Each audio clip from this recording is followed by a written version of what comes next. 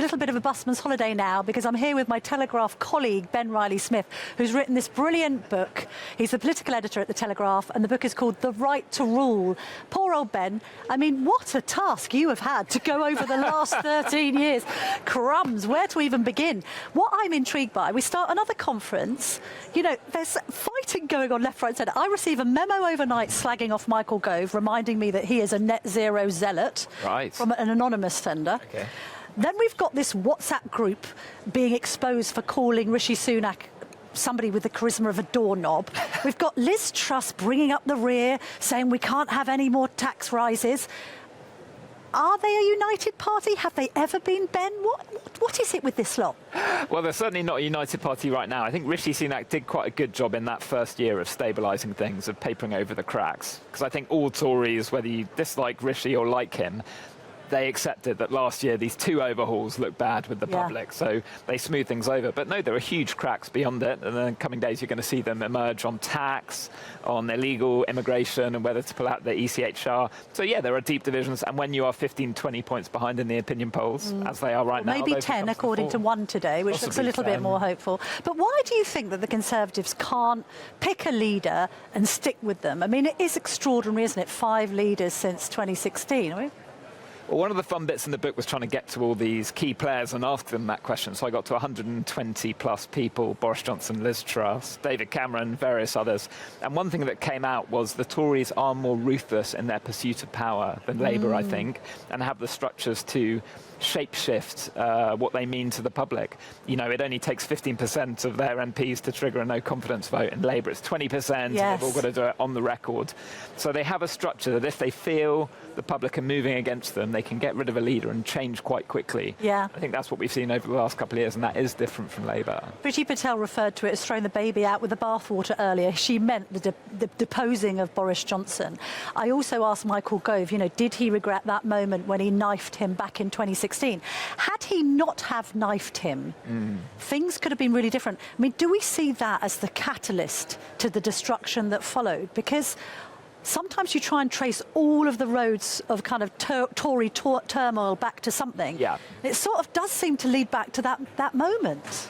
Well, I think the big moment, I suppose, was an accidental Brexit, if you like. Because the UK government didn't want it to happen at the time. David Cameron, George Osborne, the public voted for it, and then suddenly you had the economic and foreign policy tossed in the air. And it was in that scramble that followed that you got these betrayals. You know, if Michael Gove hadn't turned on Boris Johnson in the leadership race right after that referendum, probably Boris Johnson would have become Prime Minister. Probably the grassroots would have picked a Brexiteer. And then maybe he would have had the ability to push it through Parliament. Maybe he would have won the next election that came, where Theresa May should have won, really. She was miles ahead and lost. But no, I think Brexit is the kind of seismic moment in this 13 years, the before and after point. And it's since Brexit. You know, Cameron was in power, Tory leader, for 11 years before that. And then you had these kind of 3 successive changes in 6 or 7 years. So certainly that kind of scrambling of the snow globe of politics has had all these repercussions for them. What do you make of some suggestions in the week that Liz Truss is eyeing up a second bid should it all go wrong for the Tories at the next general election, Ben? I don't think she genuinely thinks she can be leader or Prime Minister again, but I do think she thinks she can shape who will be the next Prime Minister or leader again. And that's why she's championing the kind of side of the argument that she believes in, the tax cutting, the scaling back of regulations, because to me it seems like she's got one eye on what could happen late next year if they lose an election. There is a leadership race. She wants those policies and that side of the party to prevail despite what happened last autumn. And do you think Cincinnatus Boris wants to come back at some point? Return from his plough and take up power. I'm sure if he's given the snapshot. I mean, we saw it last year, right? He was out of Downing Street for something like 6 weeks, 7 weeks, and still tried to come back. So I'm sure if there was possibly a way to do it, he would. But I mean, there are quite a few steps there now. He's got to somehow get back into Parliament. So I doubt it's imminent. I don't think it's going to be in the next race. But I'm sure he's keeping half an eye on it. He said when he was leaving, I'm stepping away for Parliament for now. So I think if there was ever the opportunity, he would jump at it. How do you think Rishi Sunak is doing? I was saying to Nigel Nelson earlier, I think he's in a better position now than he was 6 months ago. Can he gain momentum? Because we hear from his people. He's very confident. He's bullish. He thinks they can win whenever the election is, which is when, do you think, spring or autumn? I still think it's autumn. I don't quite understand the rationale for why it'd be spring. I mean, I liken it to a man with a guillotine hanging above their neck and kind of willingly snipping the rope. You know, if you are so far behind, why don't you think, give it a couple of months and maybe something will come up? You know, there's an argument for Boris Johnson lasted longer as Prime Minister because the Ukraine war happened out from the left field and it calmed Tory nerves because they had to rally behind the Prime Minister. But is it misplaced optimism for Rishi Sunak, do you think? Or is there a chance they could actually do this?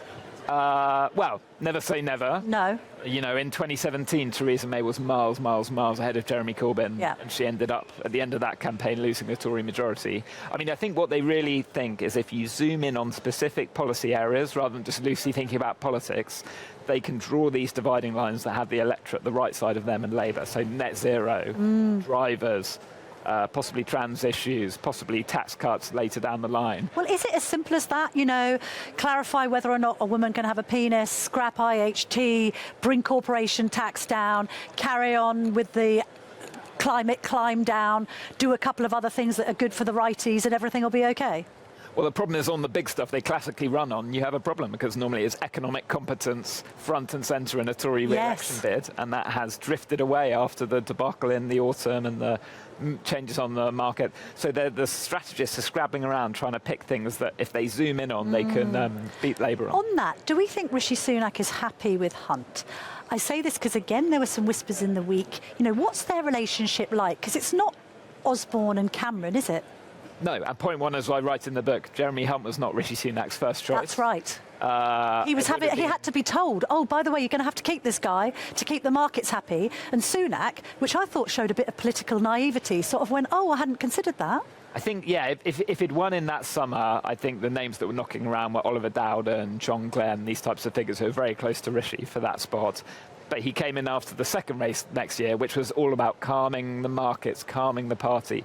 If you had a chancellor there switching the chancellor, I think they thought it would be too much of an upheaval. I think they are quite like-minded. They're both kind of moderate, centrist Tories who believe in fiscal responsibility. But yeah, it's certainly true that if he had a clean slate in the summer, he wouldn't have picked Hunt for the chancellor. And on Sunak, to finish, Ben, who is this guy really? I mean, you look at his maiden speech, it's very Thatcherite. He says, I am a Brexiteer, although he didn't do that much kind of high-profile campaigning.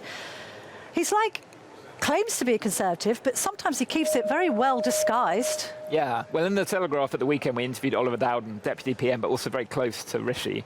And he said, look, the truth is, this guy is much of a traditional low-tax, low-regulation Tory than sometimes he might let on. And I think this autumn you will see the real Rishi beginning to stand up and say, look, I'm not just an administrator, I do have some ideology. All right, let's give the book another plug. Look, brilliant, says Andrew Marr. It must be good.